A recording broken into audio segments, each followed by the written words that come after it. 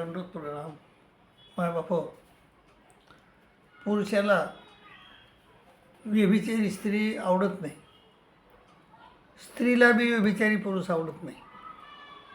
तसा परमेश्वराला देखील व्यभिचारी भक्त आवडत नाही. जो व्यभिचार करतो तो त्याला परमेश्वर आभेरतात, दूर सारतात, त्याच्यावर प्रेम करत नाहीत.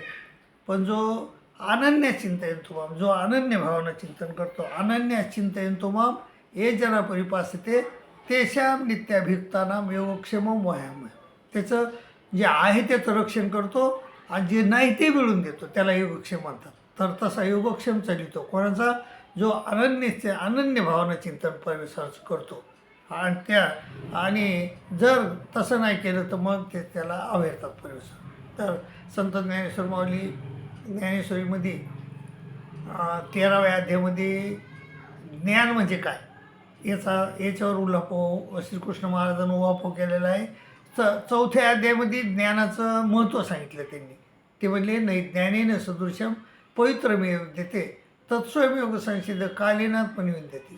परंतु ज्ञान म्हणजे काय हे 13व्या अध्यायात सांगितलं. ते म्हणले अमानितो मदमितो महिषा शांतिरार्जवम असे 5 श्लोकामध्ये ज्ञान म्हणजे काय सांगितलं आहे.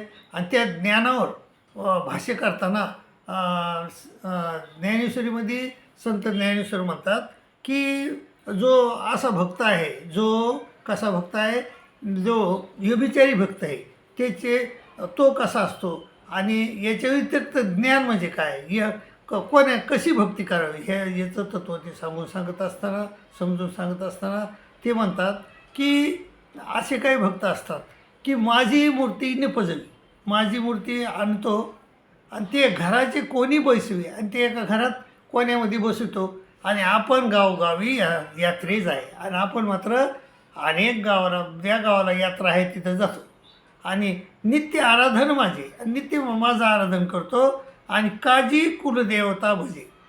आणि काही काम पडलं की त्याला कुलदेवतेला बसतो आणि पर्व विषयचे की जे पुन्हा पूजा आणि काही पर्व आले की दुसऱ्याच देवाची भक्ती करतो.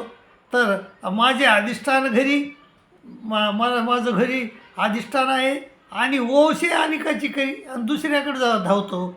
पितृ कार्यावसरी पितराचा होय आणि पितराचा पंधरवडा आला की पितराचा होतो. एकादशीच्या दिवशी ज्या एकादश धरतो आणि एकादशीच्या दिवशी जे तुला पाड आमाशी, जेवढं आमाच्यावर प्रेम आहे तेवढंच आमाशी ते तुलाच नागाशी पंचमीच्या दिवशी आणि त्याच्या तितकंच प्रेम तो नागावर देखील पंचमीच्या दिवशी करतो. म्हणजे एक दिवस माझ्यावर करतो, एकादशी आली की माझी एकादश धरतो, पंचमी आली की नागाच्या पाया पडायला जातो आणि चौथं मोठकीप आहे आणि चतुर्थी आली की गणेशाचाही होय, मग गणपतीकडे बी जातो. 14शी म्हणे माये तुझाची ओ दुर्गे आणि 14शीला तर तो म्हणतो दुर्गा देवी तुझाच मी आहे असं म्हणतो. नित्य नैमित्तिक कर्मे सांडी, नित्य नैमित्तिक कर्म जे असतात तर ते कर्म सांडतो, तो करत नाही. नित्य कर्म बी बरोबर करत नाही, नैमित्तिक कर्मे बी बरोबर करत नाही.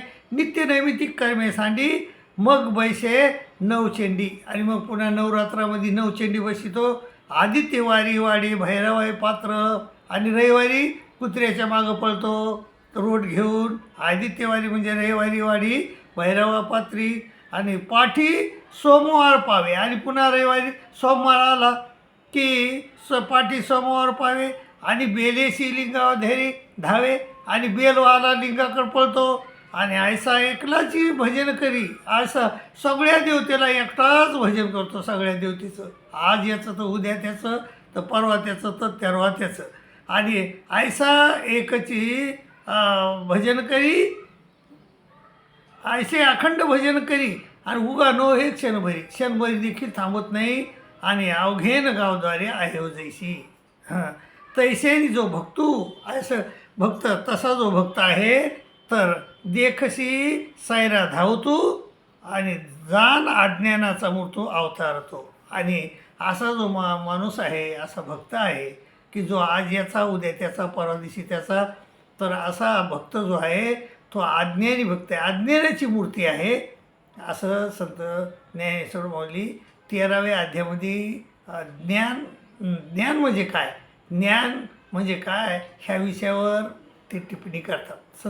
ज्ञानेश्वर श्रीकृष्ण महाराजांनं 13व्या अध्यायामध्ये ज्ञानाचं महत्त्व सांगितले. ज्ञान म्हणजे काय सांगितले ते म्हणतात की जो त्याला मान नाही, मानाची अपेक्षा नाही, अमानित्व हे मदंबित्व, दंभ नाही कोणचा, अमानित्व मदंबित्व, महिंसा शांतिराजोम, आचार्योपाचनम स्वच्छम, स्थैर्यमात्मयी निग्रह, इंद्रियांचे सुवैराग्य, मनंकार, असे 5 श्लोकामधून त्यांनी ज्ञान म्हणजे काय आणि अज्ञान म्हणजे काय याचा उहापोह केलेला आहे. आणि त्याच याच्यावर संत ज्ञानेश्वर माऊली आपल्या ज्ञानेश्वरीमध्ये भाष्य करताना त्या वरीलप्रमाणे भाष्य करतात.